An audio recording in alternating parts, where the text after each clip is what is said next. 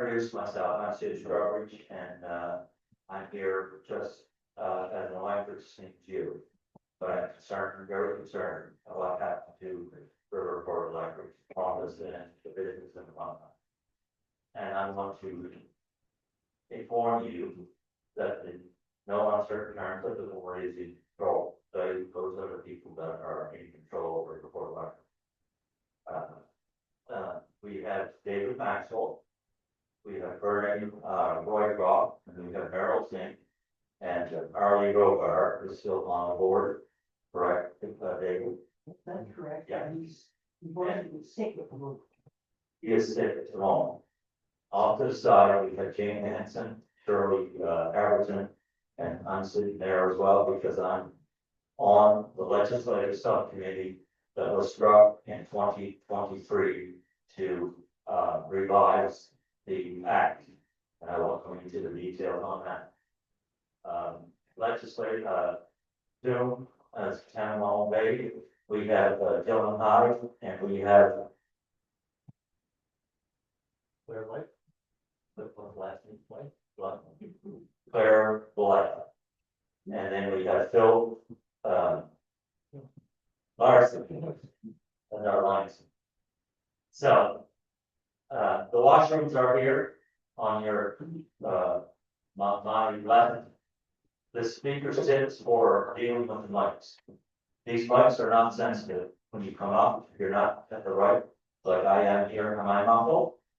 Well, good. If you're not doing what I'm doing, you're not going to be heard. It's the same with those there. They're all the same. They're not sensitive mics. Okay. It's okay to come up and feel free to speak at the mics. Well, you're going to have to, because in order to maintain the forum structure of the meeting, we're going to lay down and follow the agenda that's been, has it been passed there? Do they have a power? Yes. Okay. We're going to put some resolutions, and they're going to be presented as required. There are resolutions are going to be moved and seconded. There's going to be a question and discussion from the floor. In order to do that, we're going to have to raise your hands. And if you have something to say, when somebody is speaking, raise your hand, your name will be taken down, and we'll deal with it in the when the discussion part of it is. The voting will be by raising of hands. Resolutions will be either carried or defeated or tabled for future consideration. Purpose of the meeting is to get RELC back on track.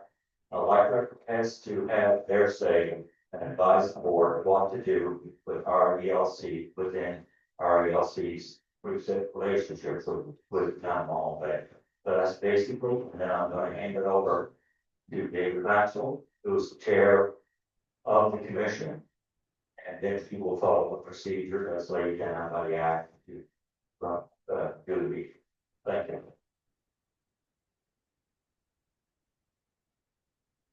Yeah. I'm David Maxwell, I'm the chair of the current board. The RELC Act specifies. There you go. The RELC Act specifies that the chair of the meeting is selected from the elected. It does not say that the chair of the board cannot chair the meeting, but it does say that anybody else is willing to take this on, then they are free to do so. So I need to ask, does the membership want to, does anybody in the membership want to take on the role of chairing this meeting? If not, I will chair the meeting. If they express a desire to chair the meeting, then they are in charge. So, do people want me to chair the meeting, or do you wish to offer your service? I would offer to chair the meeting, but you need to go with the procedure. Yeah. Yeah. Does so the membership accept that? Yeah. State is in charge.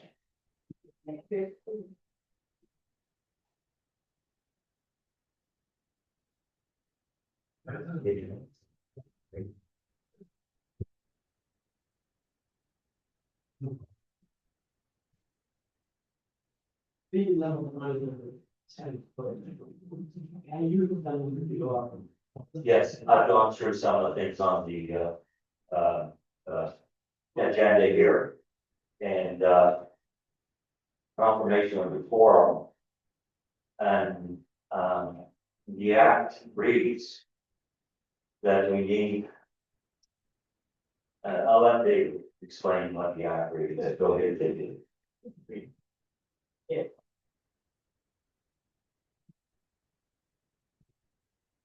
The act specifies that decisions are made by a majority of the members present who are eligible to vote. So first thing is you can only vote if you are a ratepayer in the district of Lunenburg's district of Lunenburg. The people who belong to the community and the I'm sorry, definition of a ratepayer, a voter is incorrect. voter in We are, not public here, we are all ratepayers, okay, but we are not necessarily on the voting list. okay, My husband and I technically live an hour and a half away, and we vote in Halifax. okay, However, our property value is fine to everything that happens to the RELC. And it was my understanding 2 years ago, the AGM, that something's going to be done about that. But the definition as a ratepayer, we do pay rates, but apparently we can't go. I think there's two terms here that we use. One is a ratepayer, the other is an elector. And the elector is someone that is on the voting list in area. exactly. That is absolutely correct. Now, so that's the first thing, that people who are on the voting list in this area are the only ones who can vote, the voters. We have not been able to generate or get a list of these voters, especially from the voting authorities. And we approached the municipality and they were not able to provide a list. So we have resorted to having people voluntarily declare their eligibility, and we have kept a list at the entrance of people who are here. And we are trusting that people be honest in their thing. You are absolutely right. You have accepted the situation. You are not eligible to vote. You are certainly eligible to take here. And this does not preclude our changing that criteria at some point in the future. But for tonight, we are bound by the act as it stands. So we have to have a quorum of eligible voters in order to continue. I hope that somebody has counted up the number of eligible voters to tell us whether we have met the other criteria which is specified in the act, which is that we have to have a quorum of 100 eligible voters in order to make decisions. Is it one per household? It is one per household because the act says so. And the reason why the act says so, and is because in 1940, women were not persons. I interject The something. whole Can I interject something? Let me read you what it says in the act. Right to vote, section 15. At all public meetings, be held under this act, every owner of property in the district who is duly qualified to vote thereon at the date of any such meeting for the election of the municipal councillor for the municipality of Lunenburg shall be an elector, and the right of voting shall be restricted to such electors. This is from 2023 update. Is it? It's the current legislation. I have to go through the act. I have. So it's very vague. I referenced area, the air catchment area in the act. Can somebody look up It the, does do that. The other. Good. We have got in there. yes, just a minute. Go ahead. Your question, we're getting off track here. I want to put this to bed, okay? We need to put this to bed. I don't think we can put this to bed tonight, but I'll take your question. I want your name first, please. Harry Graham, Jerry? Yeah. And what was the last name? Grahos, Grahos. Yeah, go ahead, Jerry. It doesn't say anything in there about one voter per household. It says that you just have to be able to vote here, like voting for MP or. You know, in the elections. So I can vote here, I did vote here, and my husband voted here. So we should both be able to vote. We got into this discussion, when we changed the act. We wanted to, the legislative subcommittee was, we were on. And we wanted to change all that, but because of a perceived emergency funding, we stuck to, changing only financial bits of the act. I wanted to change the whole act at that time, because there was a big discussion on who is to be a ratepayer, but the ratepayers are the ones that should say that, not the board, not another entity. And at a later date, there will be revisions made to the act to achieve that effect. So, but we are governed by the act as written in 2023. So you don't have. No, I understand that. We don't have the proper form, and that was one of my fears, that we weren't going to get what is needed here tonight to be able to effectively vote on the resolutions of any of them, okay? Because if you don't follow the act as it's written now, it's not valid. We already had this discussion of laws, okay? When we did the act, I'm going on long, but we still can discuss the proposals and resolutions here tonight, even if we decide not to vote on, okay? The provisions of 3100 household only applies to the same property. I know, that only applies to the sale of property, That's only resolution number 1. yeah. So. Yes.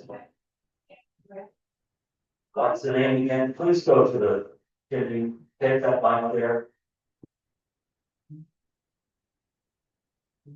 My name is Sandra Bradley. Just spell that for me, please. Bradley, Brapeley. No, understand. Sandra, Dan, I'm sorry. I'm thinking that for this particular meeting, I think the Mohone Bay utility is conflict. I don't think they should be having an input in this community right now, because we are making a very, very serious decision here tonight. And as far as all the information we received this week, I don't think we should have any vote. There's too much uncertainty, there's too much lacking of information, and it's just not sensible to have a vote at all tonight. Okay, And there's no quorum, there's not a full quorum. You have one man. can we discuss the issues? I would love to discuss the issues but I don't want to discuss it in front of Mahone Bay elections. They're conflicted. They should leave and let us discuss it as a community. And so that's my voice from the floor. But, where do I go? I'm only the chair. I can't answer questions. I'm just an intermediate before the voice of the elected. So I can't make that decision on my own. Before we have to make a decision. Yes, and your name, come on, please. The mover seconder for the motion. Then, Yes, who would be a mover and seconder? Have discussion, you have to possibly repeat it. Anybody who just makes it up and time people with you, we have to make a motion. We have a second. yes, I understand that. Yeah, I'll be close.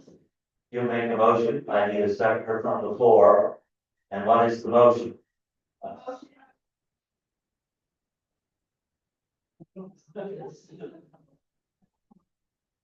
My name is Holly Holmes. I would suggest that I don't have a problem with having a discussion about that. I don't have a problem with having a discussion about the issues that we have. Can you hear me? Hello? Turn it on, sorry. I don't have a problem, I don't have a problem, I don't have a problem having a discussion around the front of me. Can you hear me now? Yeah. Hello, everyone. My name is Paula DeMont for the fourth time. I probably had a discussion with the Mahone people. They're part of the operational organization. I don't think that there's anything here that we can't be transparent about. There are some huge issues with the structure. And there's some huge issues with the act. I think that it would be to the benefit of everyone to at least have a preliminary discussion on what that looks like forward and what the next steps are. I think when it comes to the amount of money, it is significant, and before we get into any kind of a discussion about dollars and cents, we need a firm structure and a way forward in order to inform that.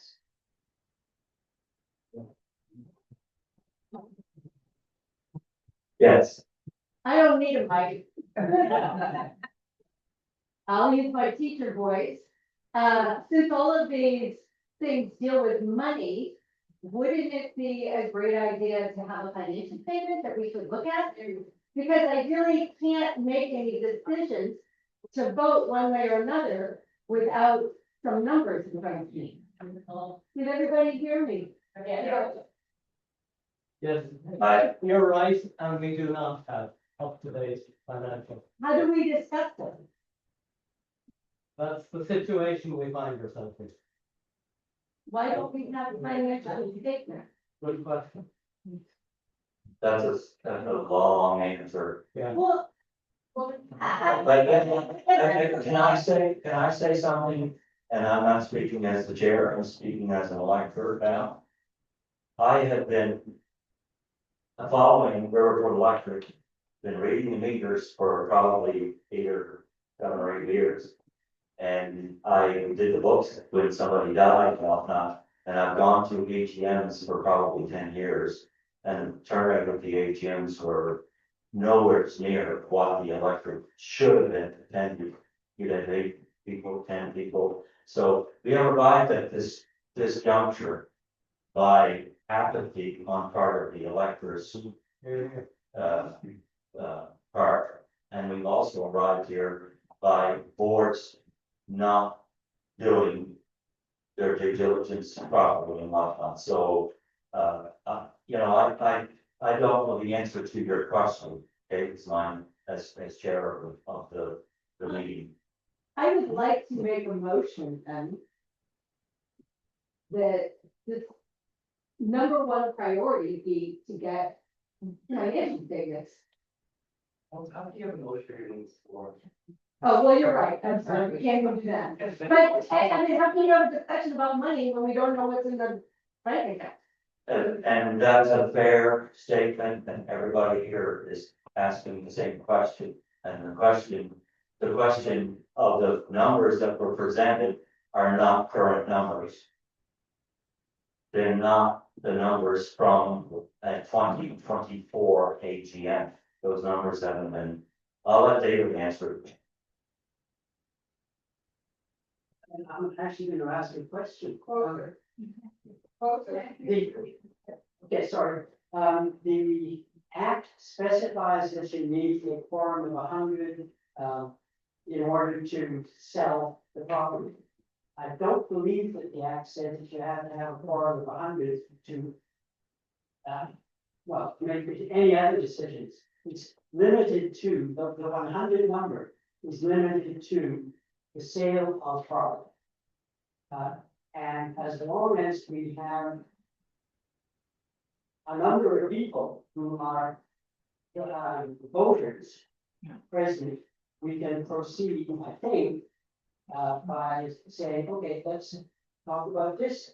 And if a majority of the voters present are in favor or against any particular thing, they are free to do so. We're not limited to this 100 number or anything other than the sale of property.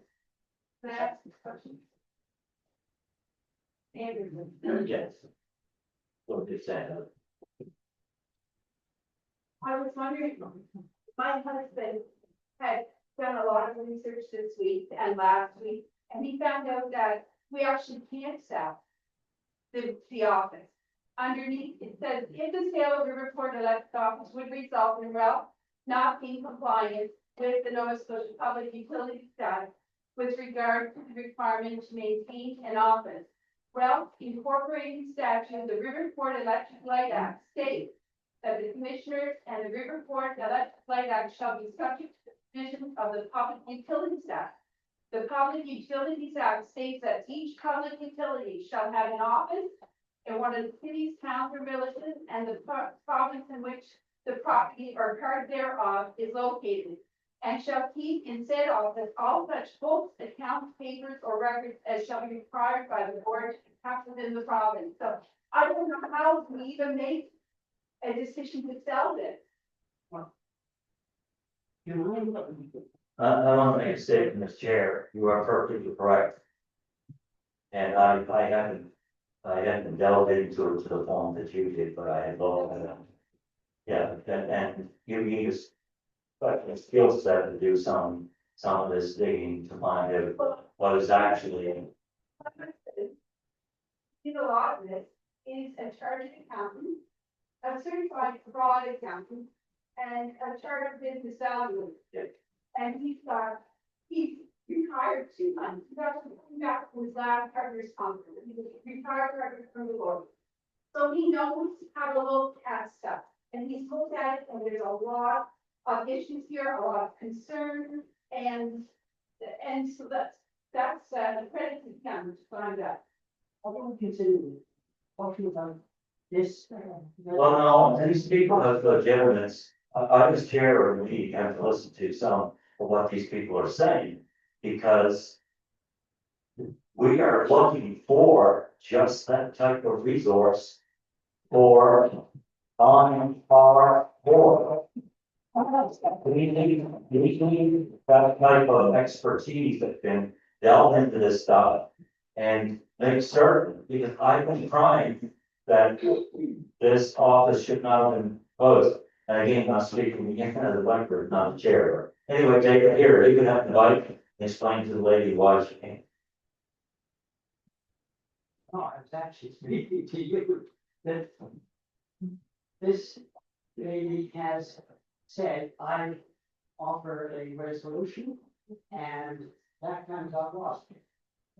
Either we continue with the resolution and then go on to the actual resolutions that are listed here. About the sale of the report office, or we. So we can, am I correct in that we can vote on the resolution, we do not need 100 people?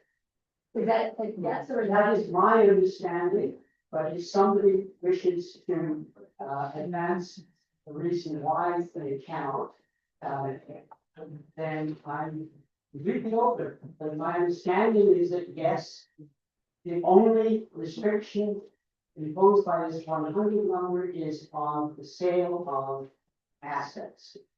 And other than that, it is simply a majority of the voters attended. Okay. Is that? Can I see Are that? we all in agreement?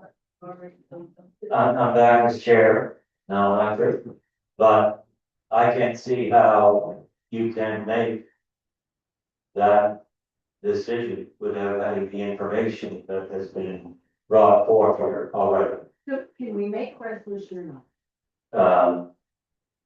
That is for the floor, as they, not me. I don't think David can answer that question. Because it all ultimately falls back to the floor, to either put the motion forward. We get it, seconded, approved, and then it's a motion. That's what the special meetings are for, but I'd like to get back to the business of this meeting by, dealing with the business arising from the annual general meeting. Because these resolutions, they're resolutions, there's a difference between a resolution and a motion. But they're resolutions and they can be shelved or tabled, deferred to another time. You know, the floor has to decide whether resolution number 1 is valid or they have objections to it. And again, I'd like to put resolution number 1 on the docket and see, but we don't have a forum, so can that go on, can that go on the floor? No, so we have to strike that down, don't we? Right, can we make, was the floor make the motion? I don't think you have to. It just is. There's not forum. Okay. So everybody, let's see a show of hands of people in favor of, You don't vote on it. You don't vote on it, you can't do it. okay. So we're going to skip over resolution number 1. And not gonna have any discussion. But discussion needs to happen at another meeting. Go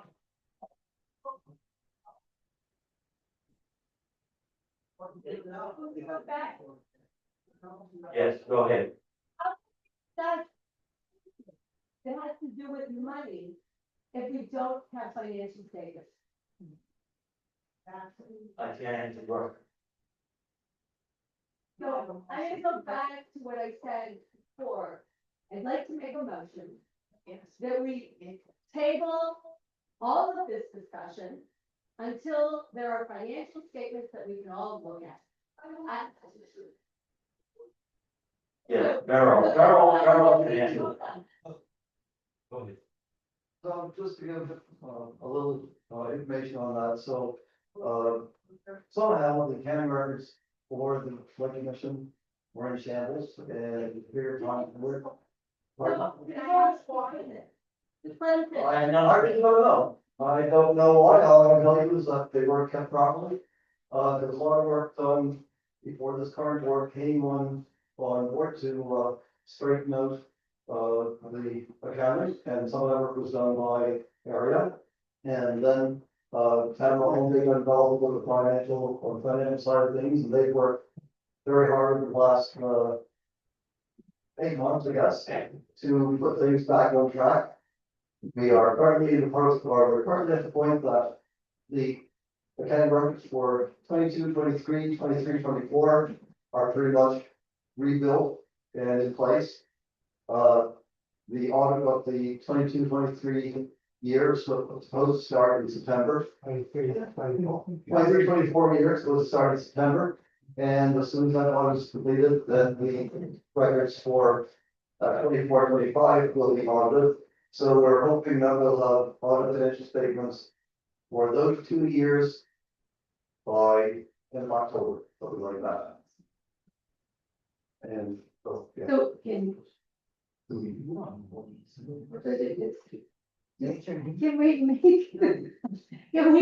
I make, once again, for the third time, I'd like to make a motion that we vote on and putting forward a motion that we table our discussion until we have some kind of financial statement. Now I put that forward and then we can vote. And It might be voted down. You see that happen hard before the horse, states. I don't know how you can vote on a building to sell an asset when you have no idea what construction is gonna look like in the future. The first thing you have to do is to be able to put options for the electorate that have both financial and pros and cons impacts with them, so that they can make some kind of decision to tell the board to go forward. Right? So those studies have to be done before you do anything at this particular time. I mean, how are you going to deal with, and we all can sit here and we can all ask the question, well, why? Why are we in the mess that we're in? That's not the important question. The important question is how we're going to get out of it and what's it going to look like 5 years down the road. So that we can say that's the structure that we want to work towards to get ourselves out of this mess. That could either be we sell it, or we keep it and we work as a group to get it straightened out, or we combine it with other local areas, Home Bay or area or whoever, that will be the best option to get us out of the problem. But at this point, you're asking you're running around in circles asking, can we, make a resolution? Can we make a motion? Can we vote? Do we have a quorum? Seems to me, nobody seems to understand or have the idea if we can do any of that. And nor should we.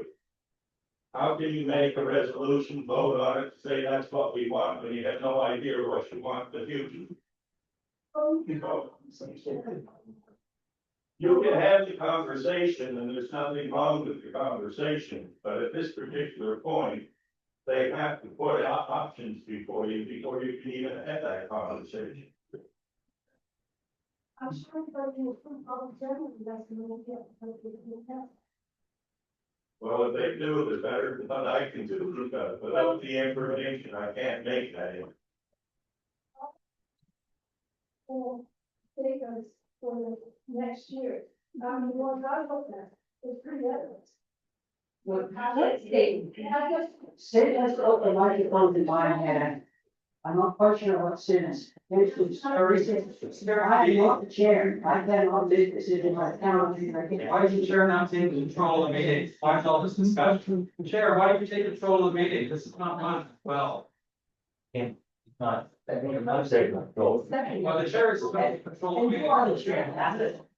Yes, I know, I'm chair of the meeting, but I would like to put some light on some of this stuff. We have a legislative subcommittee that has a report. You requested to go on the agenda, and it did get on the agenda, but I'd like for the legislative subcommittee to read that report, so the ratepayers are aware of what we were planning to do.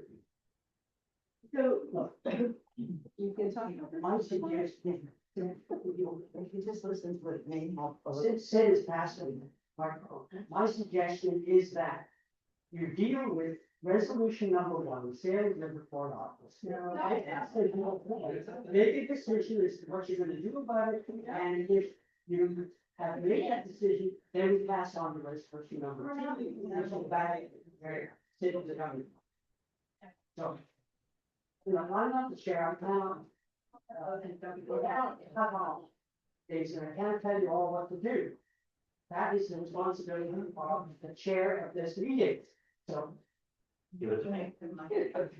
That is not the responsibility of the chair of this meeting. That is the responsibility of the forum.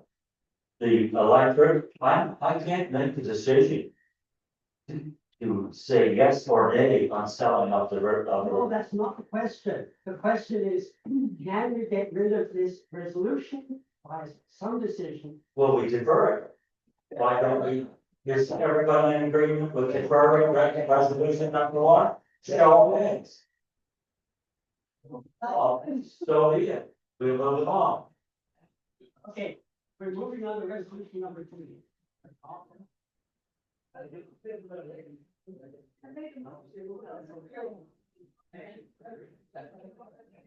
So, resolution number 2. Let me, I think, I think I probably need to give some explanation for this. I wrote this agenda and we'll see it has been characterized. This resolution number 2 is the resolution that was originally proposed for comparison. But that has now been suggested there is resolution or an amendment that has been proposed. And I will display that amendment on the screen and opposite and take from there. Okay, Well, you got resolution number 2 on the board, but that has been changed. Is this the changed one or is it the original? Your original? this is the original resolution, and you now are going to propose a revision to that. Yes.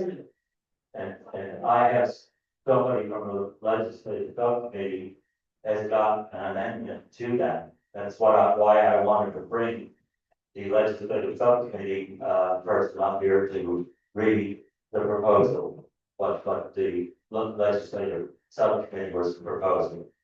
Okay, Okay, so that was the resolution that was originally published, and now we are going to talk about it. I'm going to hold it. Revision. All of it should be. you've got it. We brought it You up. have that as a hand, yeah, you have that as a hand. It's a separate piece of paper. Guys. Have we given out what you have, Jane? Okay, can you read it?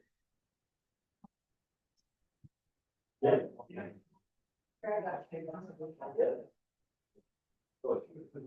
James is gonna read, a presentation that's done by the legislative subcommittee.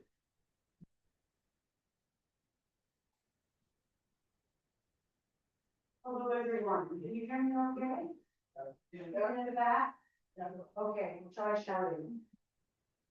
Thank you very much, first of all, to the board of commissioners for including the legislative subcommittee on the agenda for today's meeting. We are here to speak to resolution number 2, dealing with the need for structural change for Riverport Electric. As many of you will know, for over 100 years, Riverport Electric Light Commission has been guided by its enabling legislation, which was passed by the Nova Scotia Legislative Assembly in 1920, and only very sporadically changed since then. In November 2021, the electors passed a resolution at that annual general meeting, recognizing the need to update the 1920 Act and directing the formation of a working group to address this issue. In fulfillment of this directive, RELC's Board of Commissioners created a working group in June 2022, a mere 3 years ago, called the Legislative Subcommittee, whose goal is to update and develop new legislation to guide the operation of the Commission. The last previous amendment of the REL Act, the Riverport Electric Light Act, was in 1973.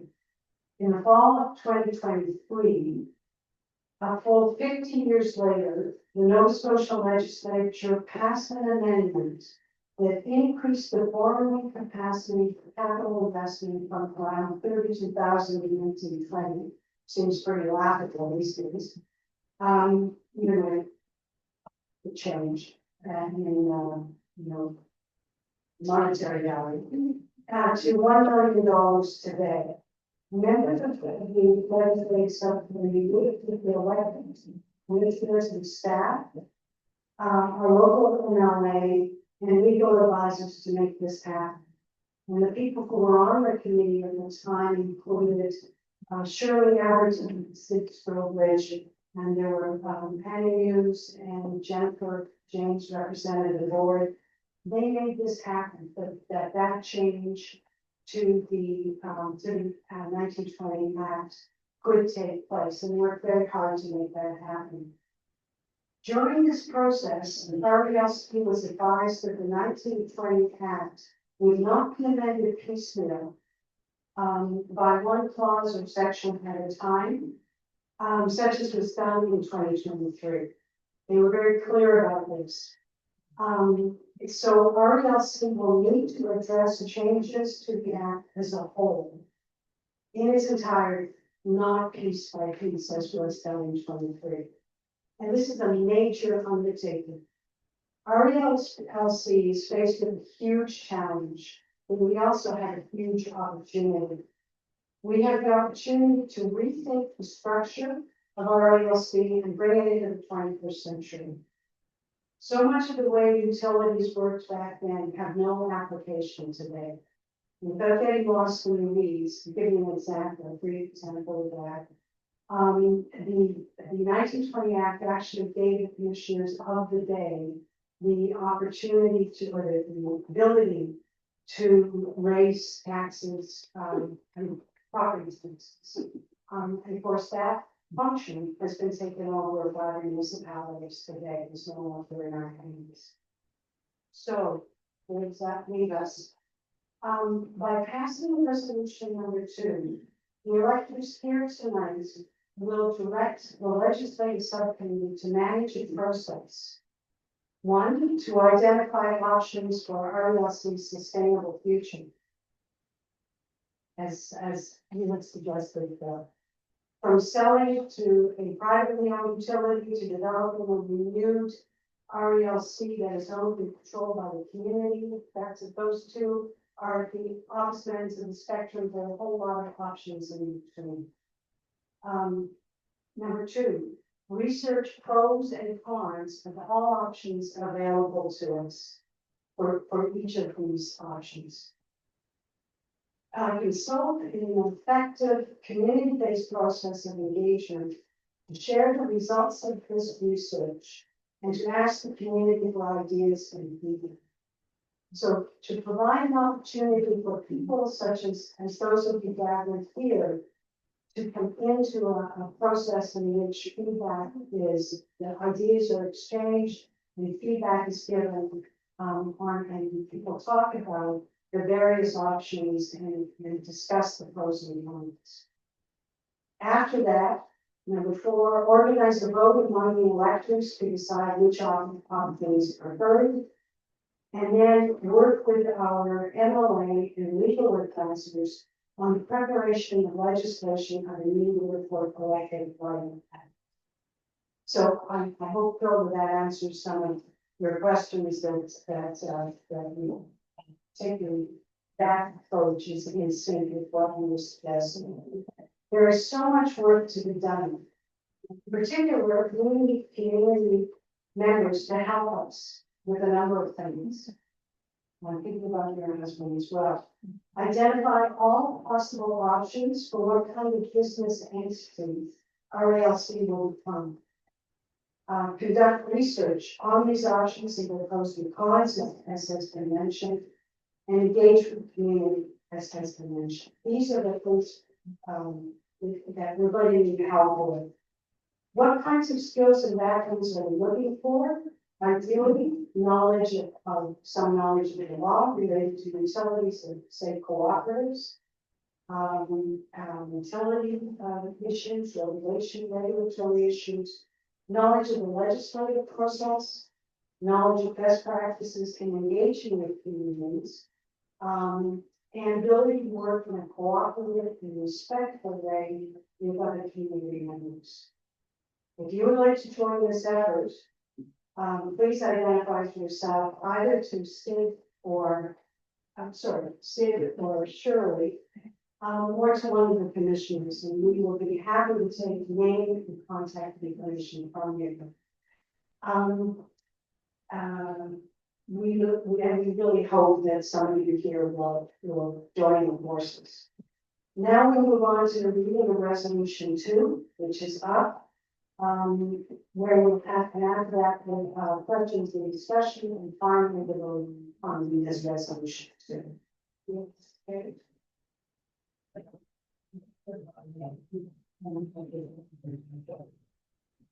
Yeah.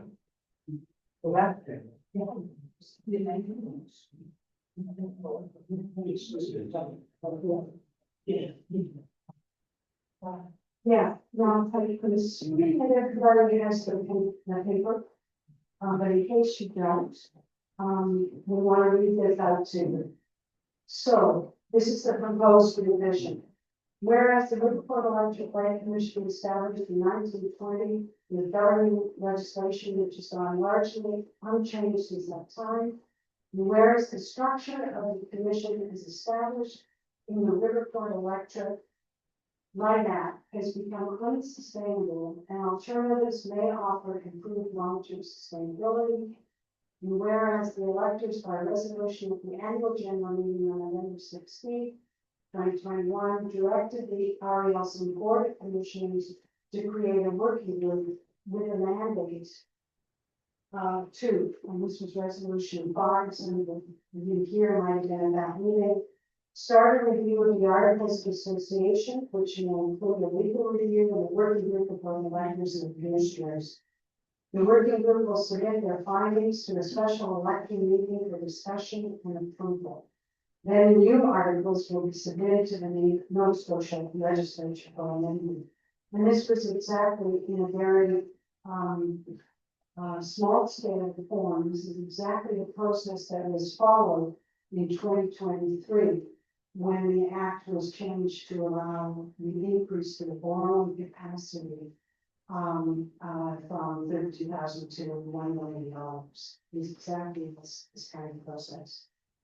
Whereas the legislative subcommittee thereby created in 2022 worked with all parties and remained in there, and successfully implemented in 2023 an amendment to the 1920 Riverport Electric Light Act to increase the commission's borrowing capacity to $1 million. Therefore, be it resolved that a board of commissioners reconvene the legislative subcommittee to one, outline an overall plan, including goals, tasks, milestones, entry documents, and enforcement timeframes to achieve the goal of developing new legislation. We can sit here and talk about what is that actually going to do? What are we actually going to do about it? How are we going to do it? That's the plan. Number 2, research to develop all options for RELC's sustainable future, including associated pros and cons and financial impact assessments, which I think was the idea behind some of the comments that we need to have a financial information.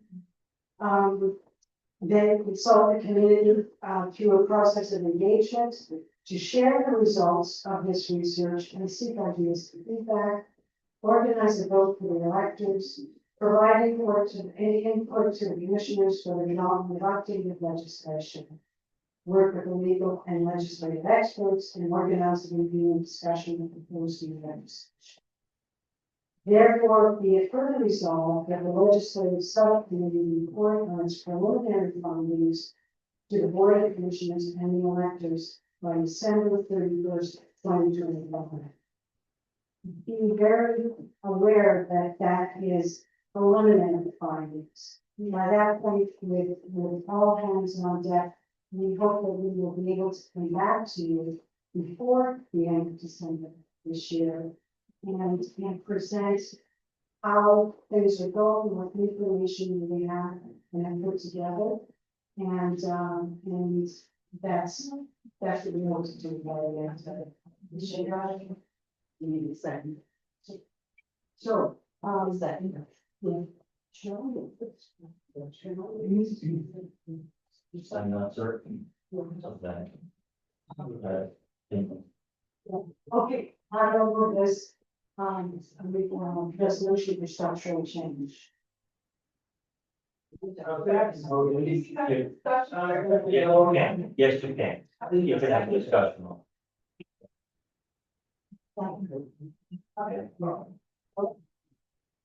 We'd like to limit the discussion to 20 minutes. And that, you know, that's present down finally, but. Did anybody have, Dr. Clark, please? Sure. Tell me. My name is Stephen Dragos. I live in East Lake. I'm an attorney down the state, so don't hold that against me. So I can't practice law here in Canada, thank God. But I have two questions, and depending on the answers to those questions, I'd like to make a motion perhaps to change this resolution. First off, Merrill, what's the end of our fiscal year? March 31st. Okay. Do you think it would be possible to have unaudited financial statements dated March 31, 2025, available by this deadline? Unaudited state. So I had actually put together some preliminary unaudited, somewhat adjusted for year-end closing entries. Statements for the fiscal years ended 2024 and 2025. So I do have some information available for this, as I say, unaudited and some extent unadjusted. So the answer to your question, whether that's available by the end of December, yes, Okay. but we should have on financial statements for those years by the end of December.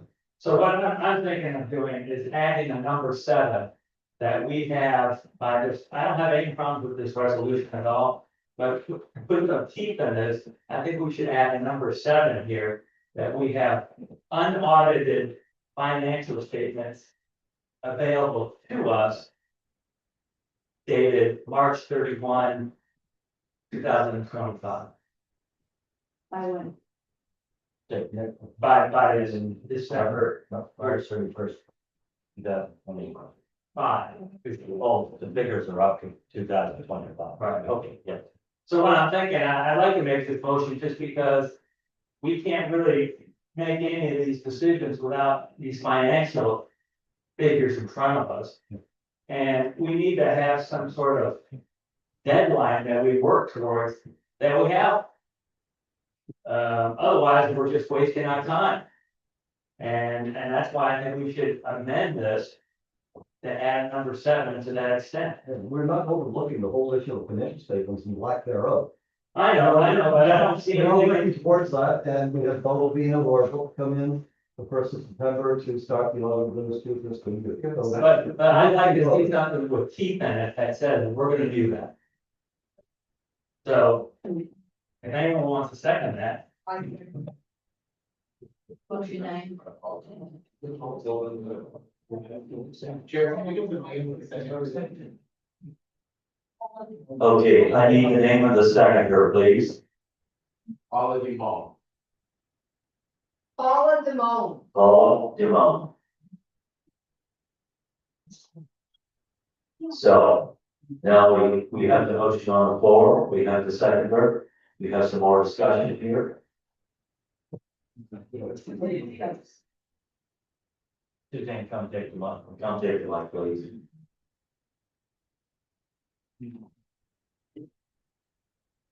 Well, I think it's a good idea to have a deadline to see some financials. I'm not quite sure how that relates to this particular resolution, which is more about governance, and perhaps the financial state should be a different resolution. Yeah.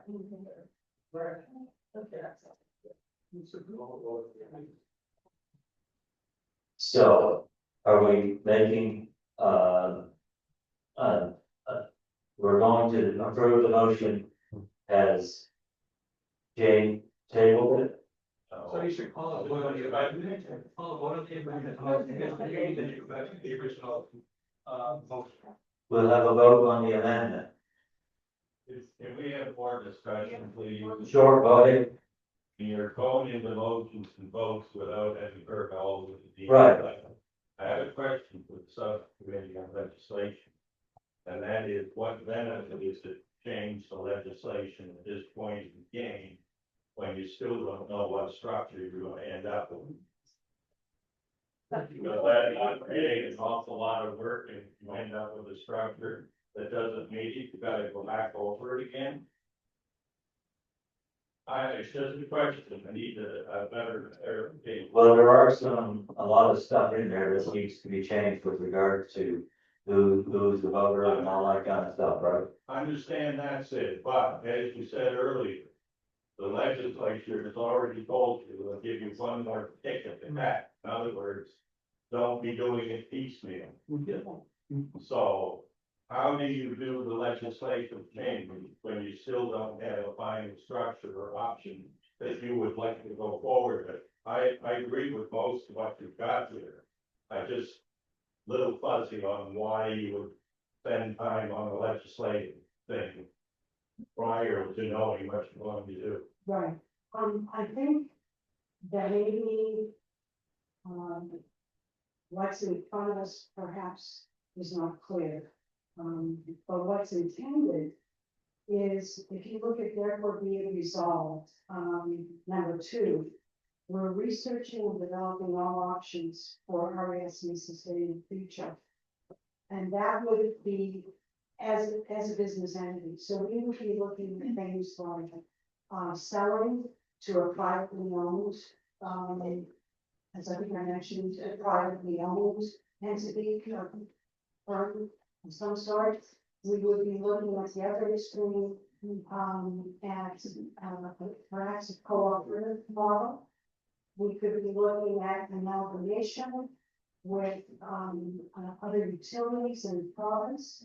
Or already just cooperating on a number of issues that they face as small utilities. So our idea then is that we would get this information of these various models. We would then look at pros and cons and bring that in before we even touch what the legislation looks like. We have to first do exactly what you're proposing.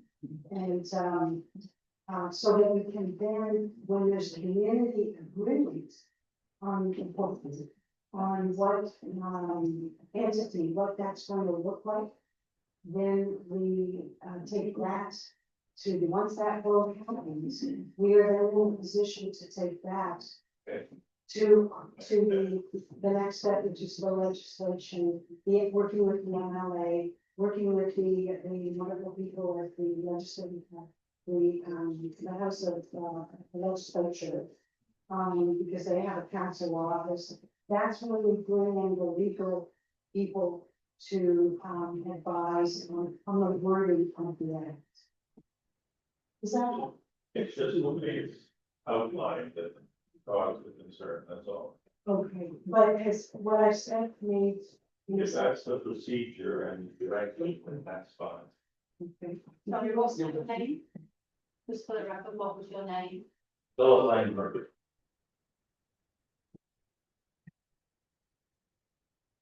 I guess I just want, sorry, I surely haven't, one that I said was suggested. Well, we seem to be focusing on structure. We can't have what the rest of the act will look like until we first know what we're gonna, what we want to do. Once we've done that, then we have to continue to do the rest of the act. It doesn't stop there. But other things will follow, I think, much better once we have that piece in place. So we can't go to the legislature with somebody with this one piece, they've been clear. But it should allow us to move forward with the rest of it.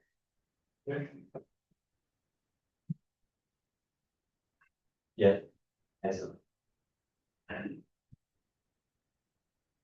Hi, it is Susan Spence, living on Kingsford Road. And I would just like to suggest that where you indicate that there'll be preliminary findings by December 2025, that you be more specific about then what.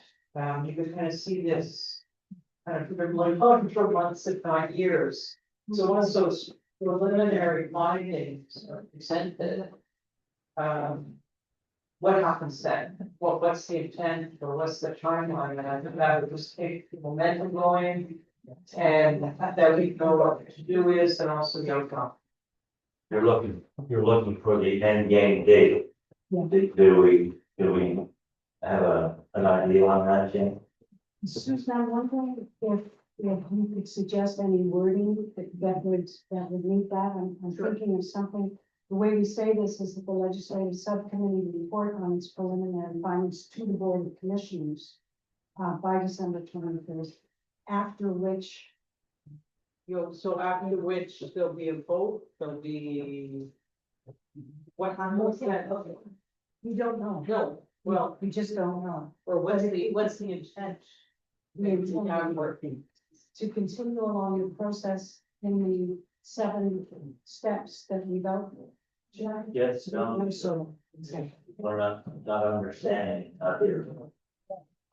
okay, so, Susan has raised a question, about, what happens afterwards. After the preliminary findings, my understanding is that they go to the board first.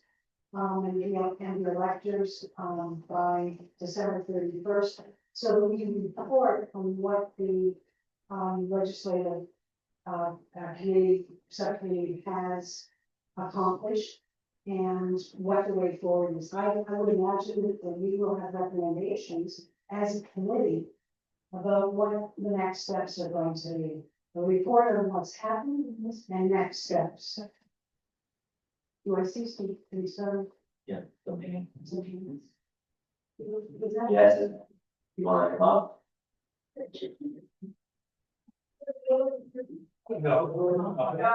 Use them or-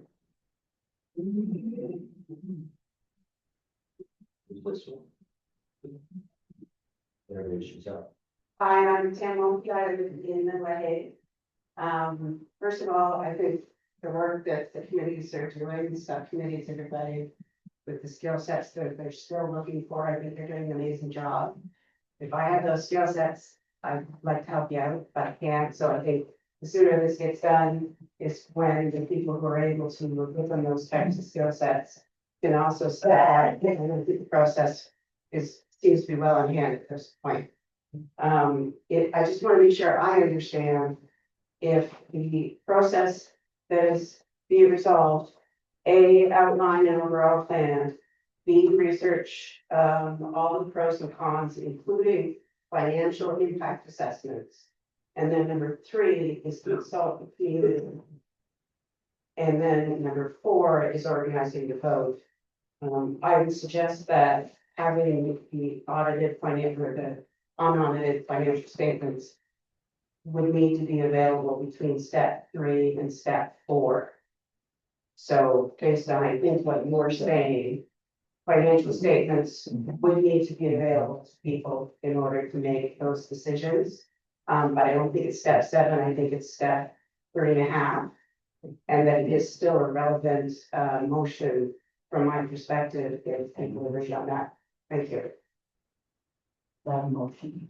No, it's an amendment to. It's an amendment to- Any other discussion from the floor? So, oh, just a minute. Oh, sorry, is somebody about to speak? Did somebody else? Okay, Mary, Previous meeting we had 1 month ago, there was a handout which included a lot of financial information. You cannot use the microphone, please. Otherwise, it gets lost. and they're recording this, the vote, at least so. At the previous meeting that we had last month, Beryl presented a package of financial information, which is not included in today's package. So anybody who was at that previous meeting will have seen that information. And I'm wondering if it is still available as a screen. It's on the website. It's on the website. stuff. So perhaps that might be of some assistance to people. Do we need that to vote on this motion? Why do you need that today? Well, people have been asking and suggesting that without that information, they can't make a decision on anything. The motion on the floor is to simply add another line to this amendment.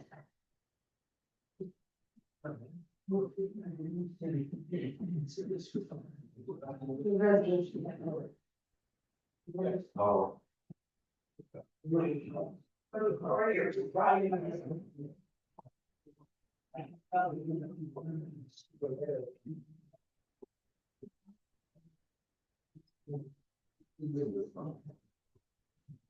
did I misunderstand, or are we making amendments to the motion that she first read? And then we're going to add, the clauses, and we will reread before we put it to a vote. What was written down? You usually vote on the amendment, Yes. yes or no, and then if it's accepted, then it's included as part of the original motion. Yeah. Yeah. There's a lot of problem with that. Why don't you do it? Especially, well, we have audits and. Yeah. You remain what you said, you know what? We'll go in the notes about it. Yeah. I mentioned I just signed from Shakespeare. I had a lot of the governance dealings, and I think what you wanted to vote on is the amendment. Close to your mouth. I think what you want to do is vote on the amendment. If the amendment passes, then it's included as part of the original motion. If it just gets defeated, it's thrown out. So I think that's what you really want to look at this time point. And I think, I'm not sure what further conversation would help people decide, because I think the governance committee has clearly explained the intention, and it does appear to be fairly well written. So I would suggest that you consider getting on with your meeting and voting for the amendment, yes or no. And then after that, then you go back to the original motion. Whether it includes it or not depends on how you vote for the amendment. But it's been, time is passing, and I'm not sure what further discussion will follow. So thank you very much. So Tim Nicholson came to Thank you, Tim. So we're ready to read, we got that's a motion and we're making amendments to it, or, yeah. I'm sorry, the person who came yesterday, could you help us with the wording of exactly what between 3 and 4? I referred to the necessity of having, unaudited financial, statements. Was that him? So why was he was the one that? Jonathan, going to have the original motion. Is it possible for him to consider making a new motion? Yeah, I don't care where that is in it. Maybe make it number 20, sure, or number 2. All I want is unaudited financial statement dated March 31, 2025. Prepared. And 120. That's what. Prepared. Right, yeah, prepared and. What's your amendment, sir?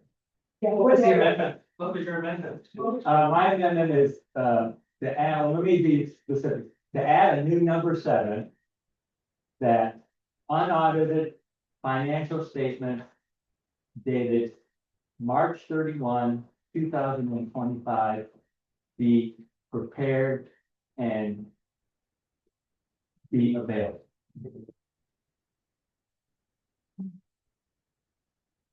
And you had a second, so why can't you vote on it?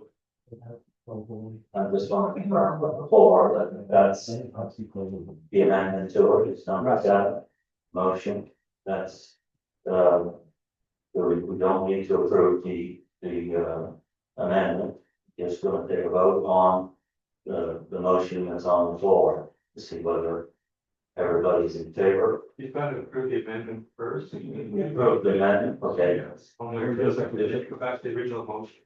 Okay. So I need to, Approve the amendment. if you vote on the amendment, you gotta. I need a second, or don't I? Well, you had one, didn't you have a second? Yes. Yes, okay, we'll take a vote on the amendment. Everybody in favor for putting the amendment in? Do we need to do it again? And count or? All? Any nays? Any nays? Okay, the motion's carried. Then go back to the original motion. Now we'll go to the original motion, And then I'll take a vote on the original motion. Yes, Tom.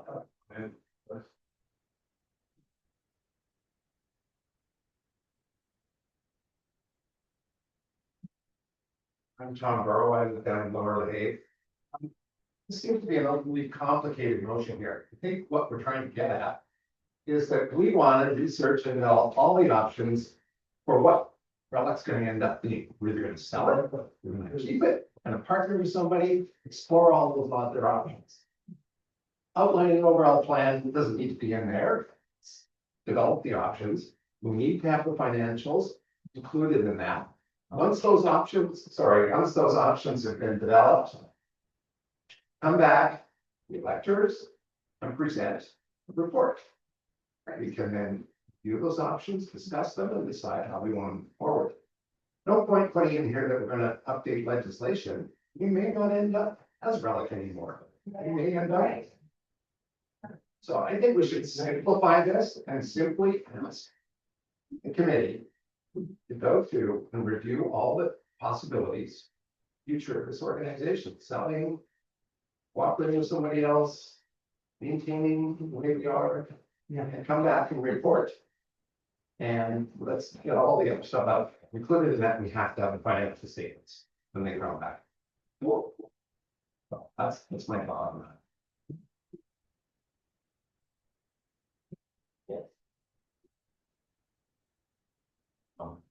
I don't believe that. Yes, sir. Just don't know what to. Yeah, that's right. I understand what you're saying about simplifying it, and I agree with that, but I don't think you could talk about any of the options unless you have real dollars attached to whatever they are. So it is important to have financial statements. What audited or not audited, it shouldn't really make a big difference. But they should be in that final report that we all see after December 31st. And the subcommittee that we're voting to form should have that so that they can make educated decisions on what are the options. Is that clear? Is that clear? Okay. So where I do believe simplifying is great, but we do need to know about the money. So are we leaving the motion that's on the floor as it is, or are we going to further change the motion? So we're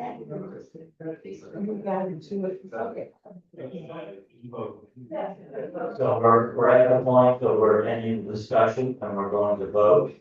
If the, and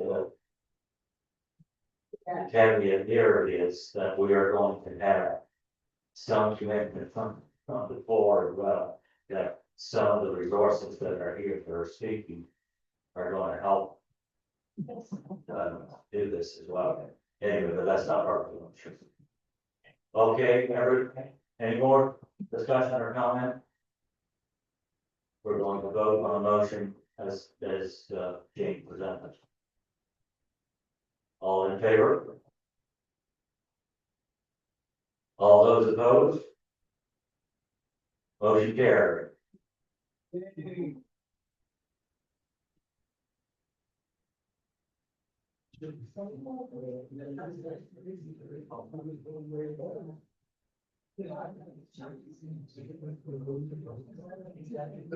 Okay, we need resolution 3 on the board.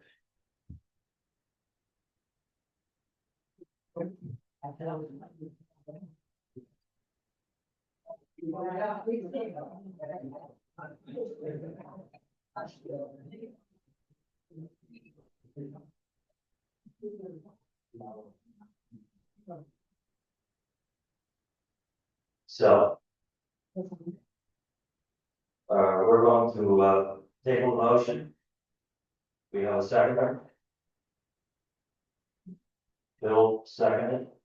So now we're in the discussion stage. So please read it carefully. And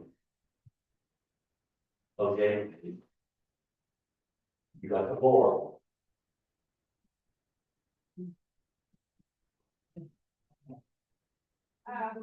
The boring, Take oh, please. the boring resolution, see over tomorrow. Sorry. The borrowing resolution seeks approval for the commission to borrow up to 1 million for capital purposes. But it looks like the loan is already done. For March 19th, 2025, board minutes, the area board and the town of Mahone Bay utility are willing to convert RELC expenses owing into secured long-term debt. This will provide conditions of 6% interest over a 10-year period. Details of the agreement will be shared with the commission by the end of the month. Then in the April 16, 2025 minutes, wording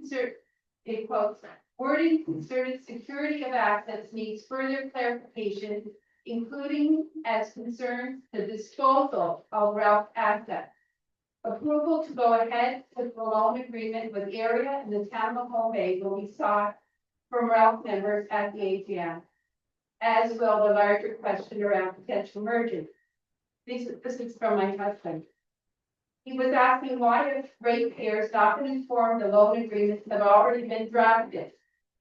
Why would the board seek approval for long-term borrowing for capital purposes, then enter into a long-term loan that will be used to pay outstanding expenses? Isn't section 45 of RELC clear that long-term loans must be for capital purposes only? Isn't town of Mahone Bay CAO in conflict by representing the proposed tender in the loan transaction, also participating in the RELC ratepayers meetings and helping to guide the discussion toward ratepayers approving the loan? Why is RELC being charged 6% interest in the proposed loan when town of Mahone Bay can borrow funds at a much lower rate? And will the discussion of merging RELC and Mahone Bay utilities be shelved until both entities get their audits completed? That was my answer. Well, I don't know if there's a motion there. Before you have the motion, before you have the motion, said, are you not going to hurt for the horse? Yeah, probably. No, I'm, the discussion. There's a discussion here, that's part of the discussion, isn't it? Well, Yeah. the question is, why would you even discuss it if you cannot decide whether you can borrow or not? You haven't determined what your options are yet. And therefore, to go into a long-term arrangement tonight with whoever, doesn't matter, and commit the RECL to a 10-year position or loan with interest, doesn't make any sense to me. Today, the motion needs to be tabled until you decide what it is that you actually want to do. May I respond on behalf of the board? You will note that this resolution makes no mention of any particular loan. It says nothing about where you're going to get the loan from. It says nothing about whether getting a loan from town of Mahone Bay area is a good or bad thing. The board has not committed to anything, and the board has explicitly said we aren't going to commit to anything until we have the information that we need to make a rational decision.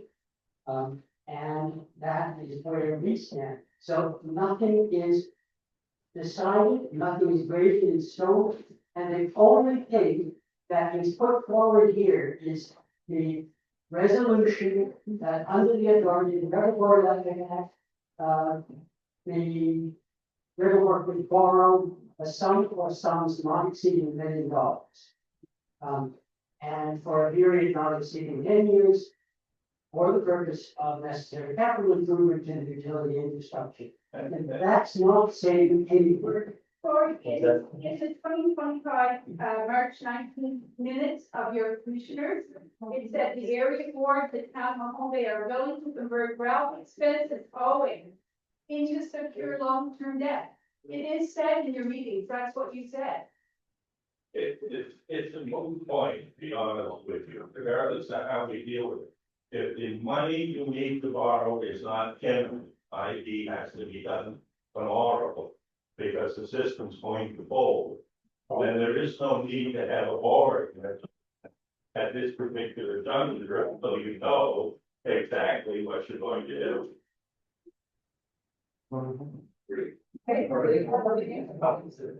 One question, is Ralph insolvent? Carol, is Ralph insolvent right now? So the definition of insolvency is being unable to meet your debts, then yes, we are insolvent. So how would we pay back a loan plus 6% interest? If we were to borrow $1 million, that's $39,000 the first year, just for interest, that's not payment of the loan back. So if we can't pay for our power now, how on earth could we pay for a loan and interest rates? And what is the security? What is the assets loan they're going to take from us if we can't make those payments? We will have nothing to go, if we need to go to no switch of power, we will have nothing. No assets at all, we will probably be just flat. So it's kind of important to keep the assets that we have, to have a little bit. So I think it was demonstrated at the AGM. We're pretty much in a position now that we're able to meet all our operating expenses. What we are not able to handle with our current rate structure is any debt repayment or any expenditure for capital investment. So given Or disaster, if we get hurricane, flood, fire, we need extra funding for that, and this is what I. right, so you're correct. Yeah. In that in order to finance any loan repayment, Yeah. we would have to increase rate.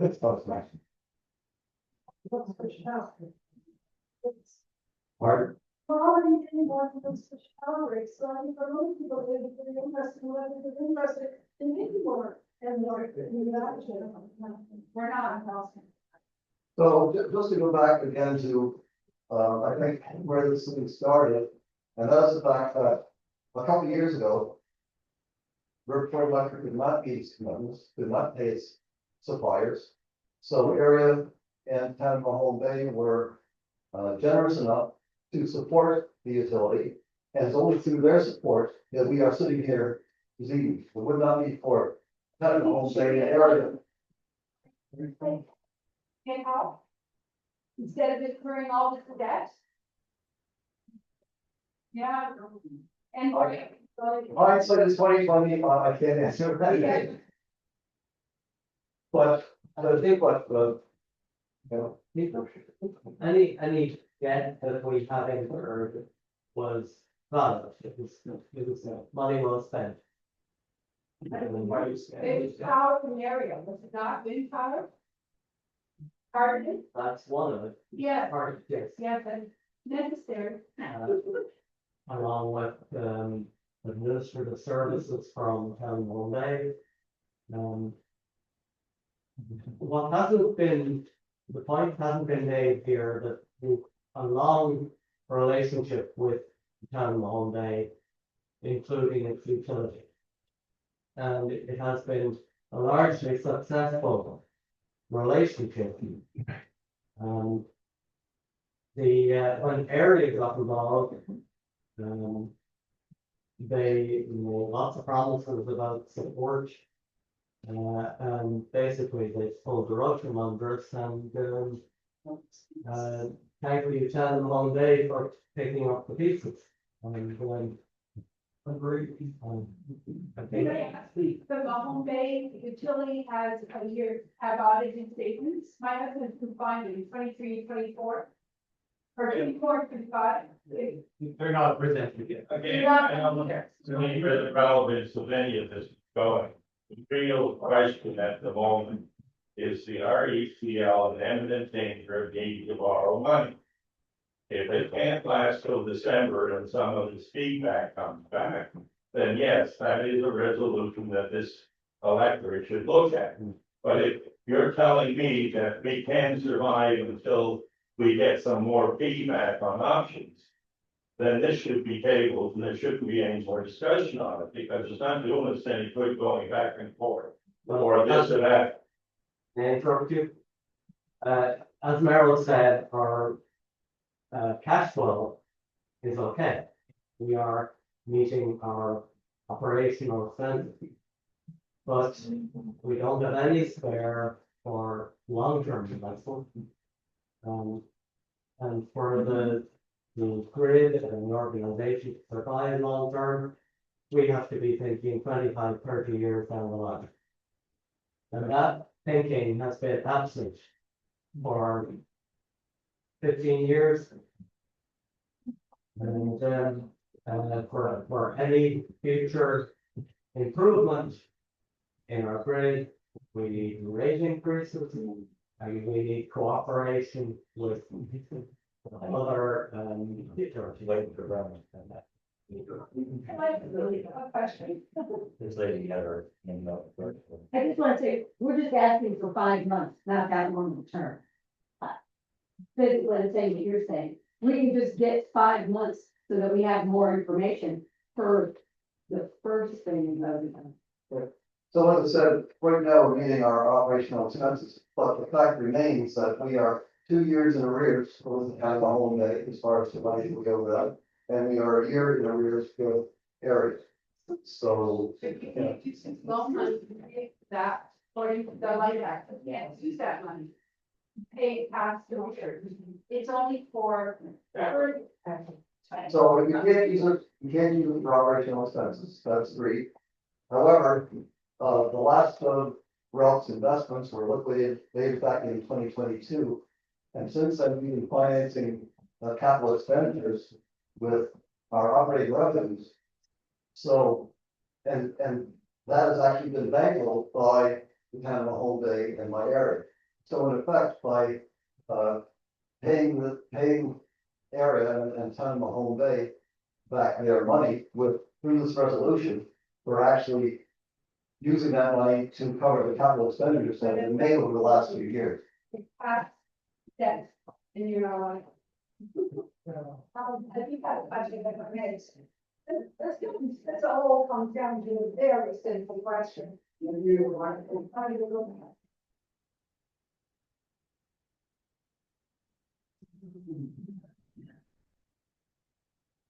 My name is Catherine Bennett, we live in East Lahade. This all comes down to a very simple question.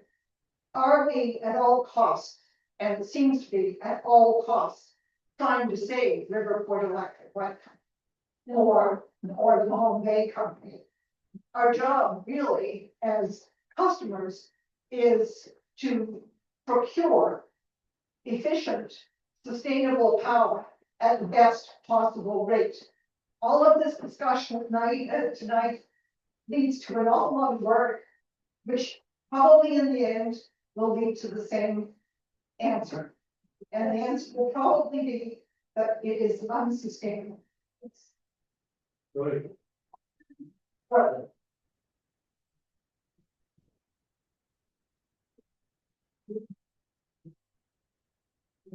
Any other comments?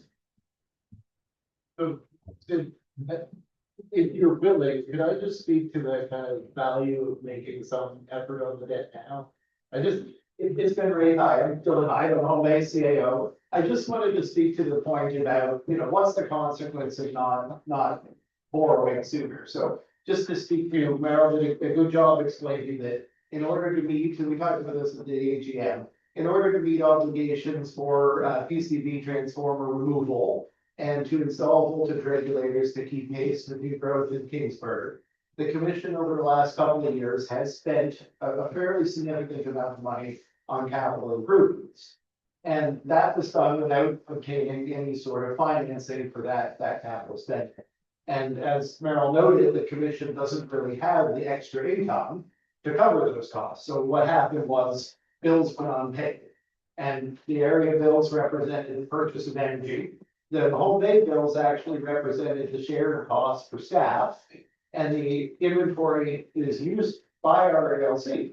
So to the point where every transformer going into the field is actually an IOU to the town whose transformer we've actually borrowed to put into the field. And while the town has continued to pay their staff salaries and continued to front the equipment, you know, that has all created this large gap, this outstanding debt. Which ultimately was for capital purposes, it was to support what RELC was doing. But that debt really, rightly speaking now, as Meryl indicated, is so far past due that any reasonable creditor would have called it in. Certainly would be sending it to collections, would be quite aggressive. The town of Mahone obviously hasn't done that because we'd like to actually see RELC be able to sustain itself and get back on its feet and find a source of capital financing. But we've also offered to be a source of capital financing. At the very least, to convert what is a short-term debt on RELC's books with full operating interest accruing into something that would be less costly for the ratepayers here. So to take those debts and convert them into long-term debt, it is immediately less costly. Now, there is an obligation versus being at the moment of just having substantial outstanding short-term debt. But that debt exists now, so I just wanted to kind of emphasize that this resolution that's being sought is being sought to give the commission the ability to reduce the outstanding debt. And it is a normal practice to incur capital as a municipal unit or utility, to incur capital costs, and then to go and get financing to pay back the short-term financing on those. So that's not an unusual practice. I just wanted to emphasize that there is a reason why they're asking for this now. And with the foreknowledge of everything I've said, obviously you'll continue tonight. But I just wanted to make sure people did have some understanding what that debt is, what it costs to maintain, why the commission had put forward the resolution in the first place.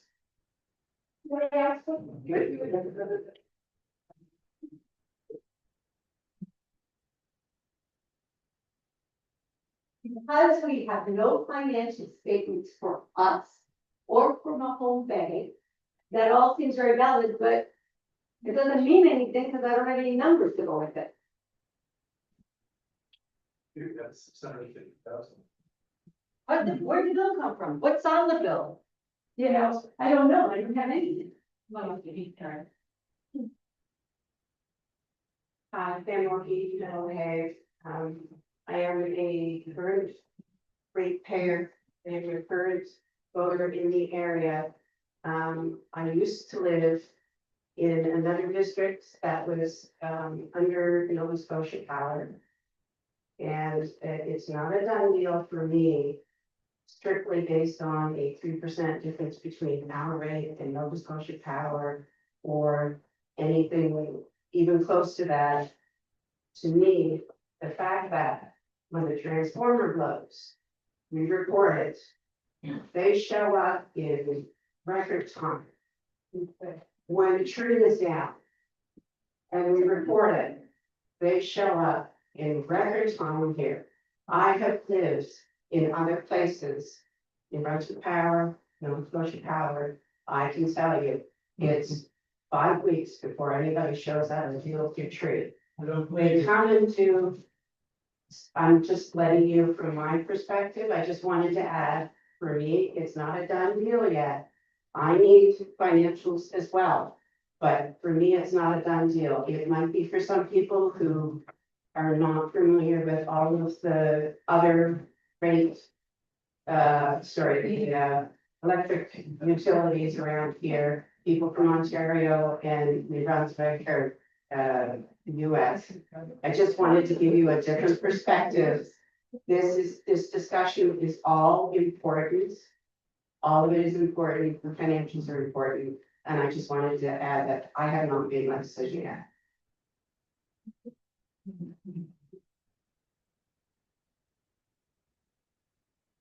So thank you very much. I'm saying this.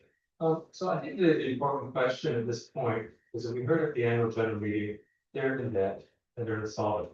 So the question is, if you don't approve this motion at this time, what happens? And I think that's really what you want to ask. So if the group here votes against this motion, what happens then? Does the Mahone Bay call in the sheriffs or whatever they're talking about, or what happens? So maybe, Chair, you could explain that, what would happen if this motion is defeated?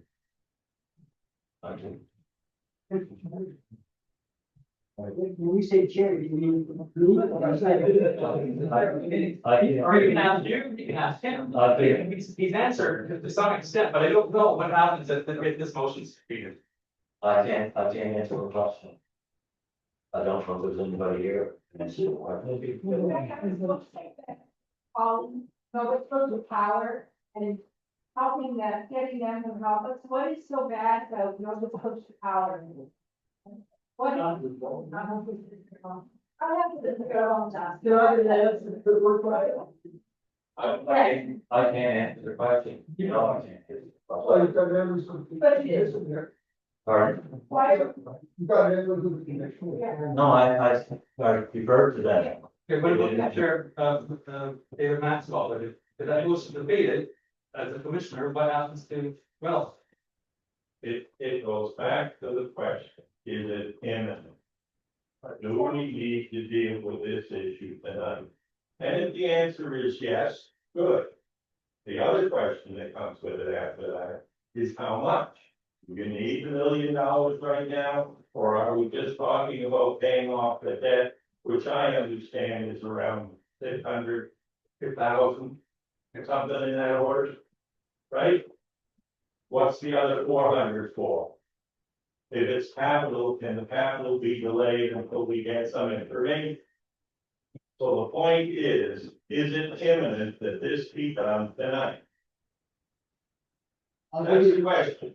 I'll give you my perspective. answer the question. I do not know the answer. The original question, we've got several questions, so moving on. The original question, as I understand it, is what happens if we don't pay town of Home Bay and area now? And Right. I think it's a fair question to put to the town of Home Bay because they're the people that want the money. So, Can I ask, how are we going to pay for it? How are we going to pay for the loan and the interest? okay, the answer to that one, I am able to. If we incur this debt, we have to repay the debt over the period of, in this instance, 10 years, the proposed loan.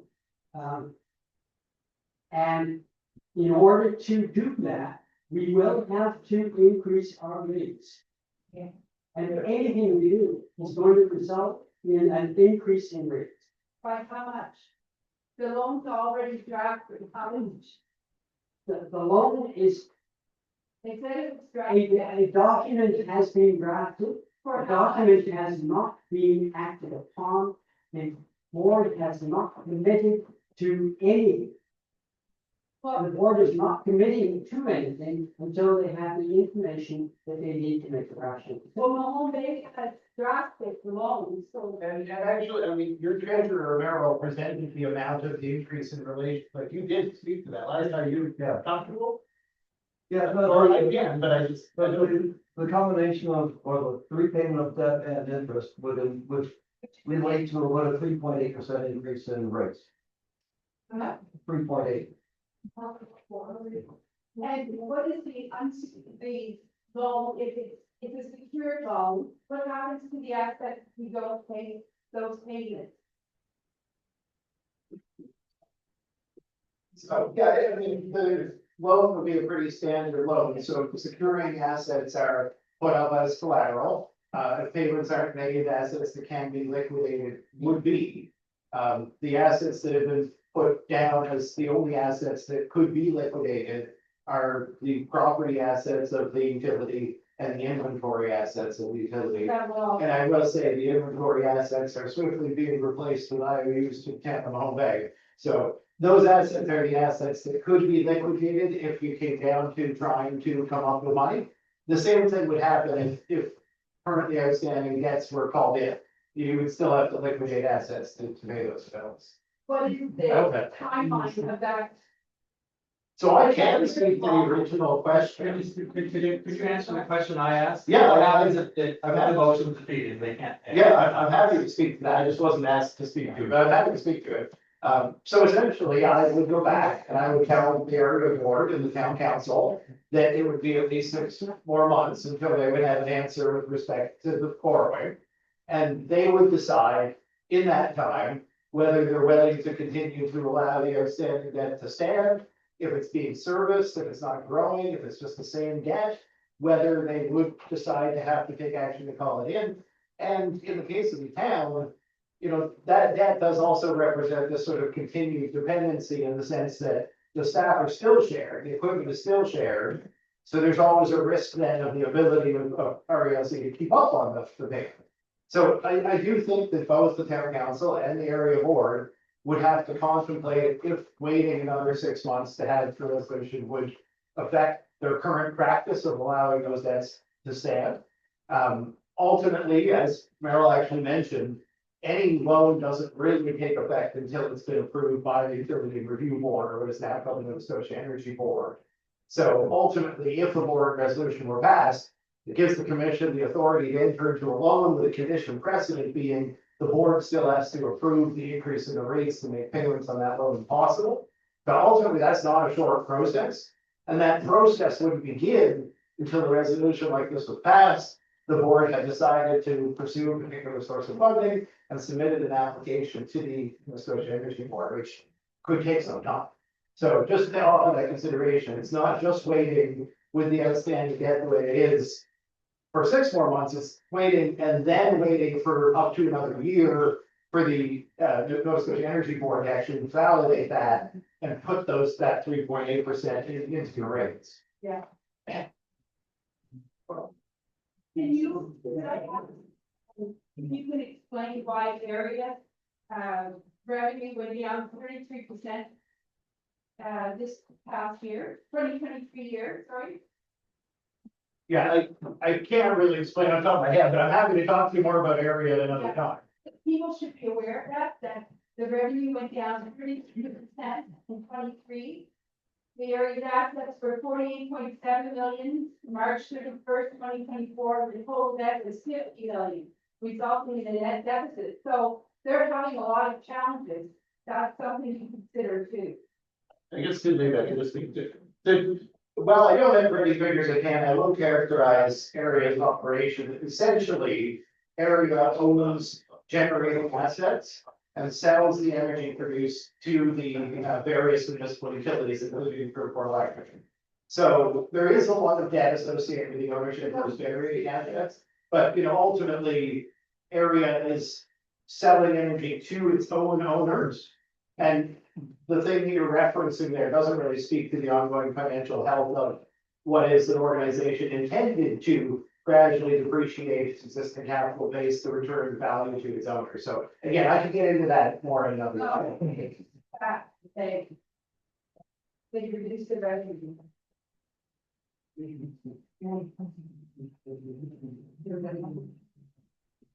Have we more discussion?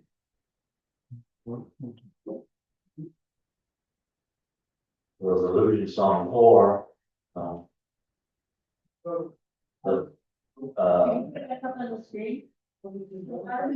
That's not, No, not it. that's not, Oh, never mind, never mind. it's just one, divide one.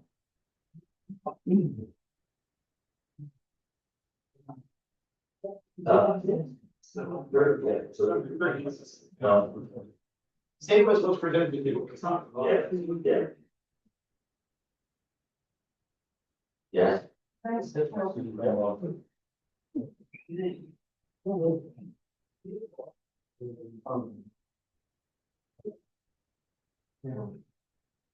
This is not my analysis, so it's the analysis of somebody, on the website's forums, on the website's forum. Who was talking about the issues, in relationship to, between, in the relationship between the two and, RELC. And this person says, if the outstanding amount owing to two is converted from accounts payable, where it is an unsecured debt, to a long-term loan presumably secured, it is financially beneficial to two. Two will have a claim on the assets at RELC. This would likely weaken RELC's hand if we were to subsequently approach Nova Scotia Power to discuss the possibility of selling to the next period. That is, RELC would likely be less attractive to a buyer if some or all of its assets were pledged to a loan. So, but what concerns me is the devotion from the accounts payable, where it's not secured debt to a long-term loan, being beneficial to me. I think at this point, it should be made clear that at this point, we either defer the resolution, which hasn't been made yet by the bank, or we end up agreeing with it. But at this particular junction, by deferring it, does not remove it off the table, nor not. We still have a debt that has to be paid, and at some point down the road, you have to bite the bullet, prove the amount of money that's needed to pay the debt and to go forward. Right? Even if you were to sell the utility, you still have the debt that must be paid. So I don't think we're saying we are looking at, defeating the resolution if it comes forward. I think all we're saying is it should be tabled until we have more information to deal with.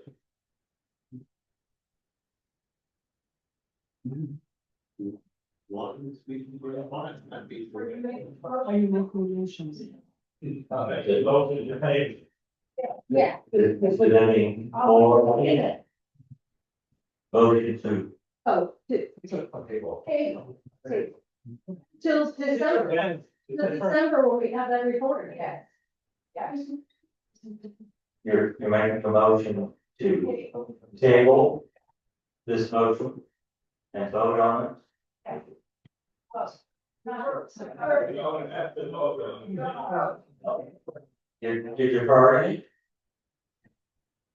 Is the motion to defer? We have a motion on the board and on the table. We're in a discussion stage. You either have to tell me to. I don't think anybody made a motion to approve that again, so we just got in. Okay, discussion, okay. I thought we had gone through the process and it's okay. All right. Okay, so let's vote on the motion made by Phil that we defer it until we have more financial information and we deal what the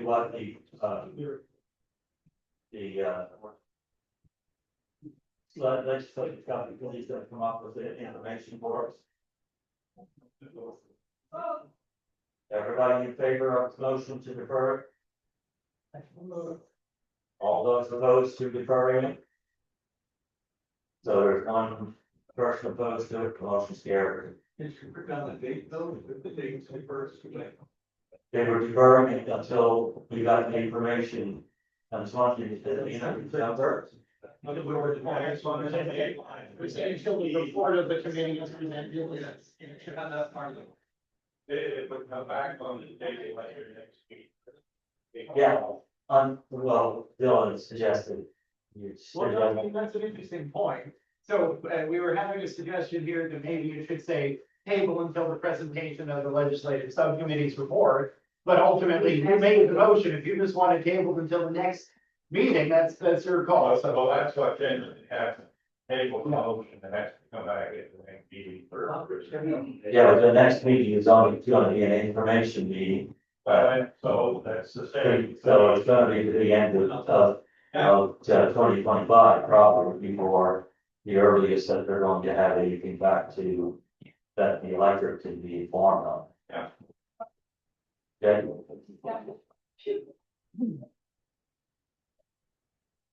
So. Sure. As chair of the board. And I take from this, the instruction by the membership that should any party who is owed money come forward and say they want to to simply ensure that we are not empowered by this body to make any resolutions or any commitments. If that occurs in between, then you call an emergency. Because we have not made any commitments. And we will not make any commitments until we have the permission of the membership to do so. Is that fair? Okay.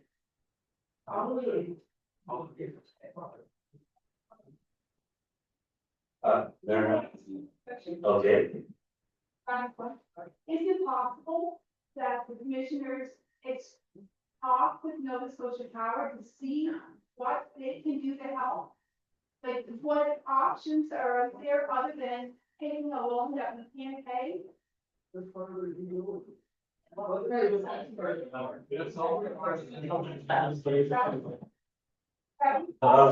there's already a motion passed that includes. That's gonna include. They're gonna look at other options and go, so they're gonna come back to one form.